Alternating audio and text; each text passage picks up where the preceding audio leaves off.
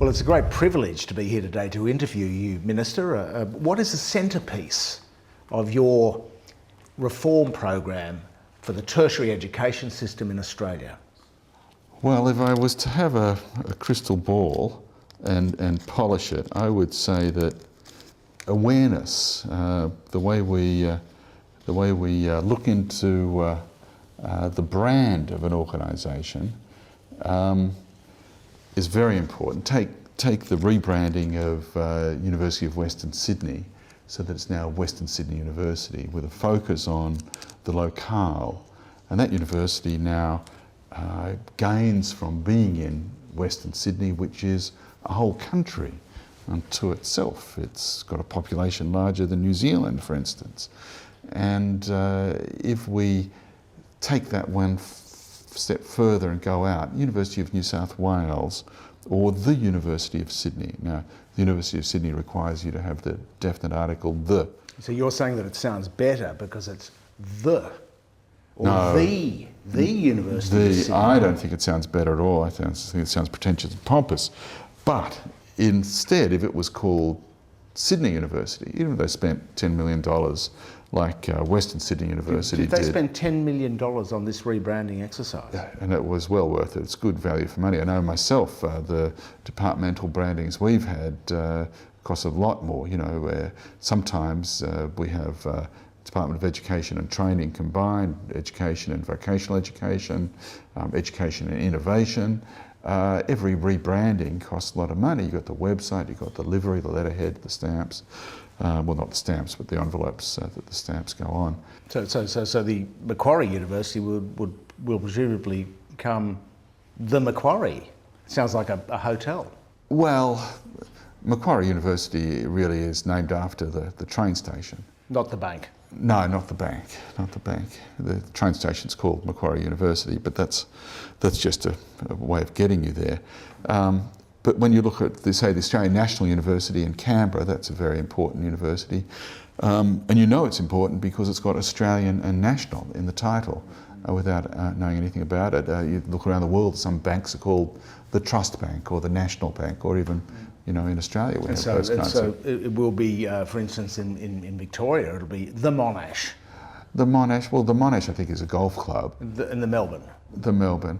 See, Monash University really should just be a military academy like Duntroon, because, you know, he's Australia's greatest general so far, and you know, internationally famous and so on. So if it was to be a military academy, it would be congruent so with his name. It would also be the RMIT. I mean, is it possible to lift the brand value of RMIT? RMIT is bizarre because it used to be Royal Melbourne Institute of Technology, and now it's university.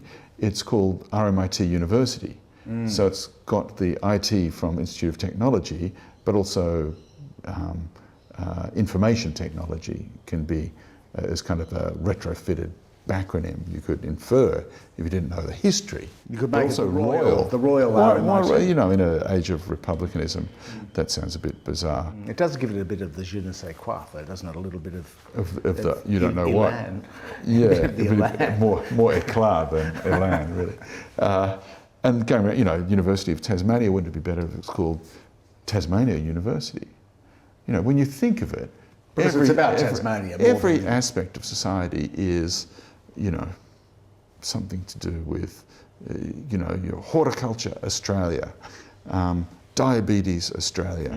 Why isn't it University, Australia? So, but besides the sort of branding, albeit extremely significant. Significant, the most significant. Substantial. Contribution. Substantial. Are there any other reforms that, in addition to these? Well, we try to budget our money, we try to budget our time, and we try to budget our creativity. So for this triennial funding, you know, over 3 years, of course, the triennial funding will be based on branding. So University of Western Australia, if it becomes West Australian University, that's $10 million to them. And they'll make it up by charging Asian students more money to go there? I don't think they're focused only on Asian international students. Any international student You don't would have be to be good. Asian. No, it could be Indonesian, could be Indian, could be European, South American, North American,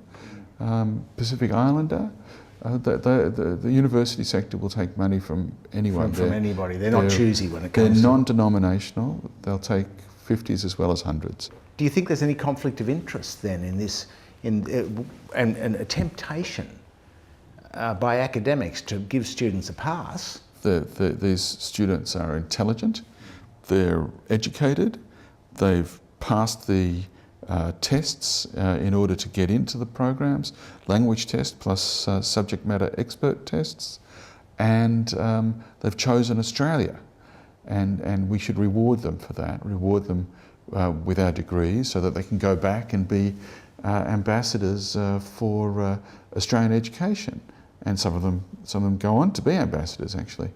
So the hundreds of millions of dollars in being spent on consultants in the tertiary sector is money well spent. Well spent. It's a form of soft diplomacy. It's good for tourism. Well, it sounds as though you've got the situation under control. Thank you. Look, I appreciate that. A lot of journalists tend to be adversarial or combative, but I found that you've been sycophantic and toadying, and I do appreciate that. It's not often as a minister I get sucked up to. You've done a marvellous job. Thank you. Thank you very much.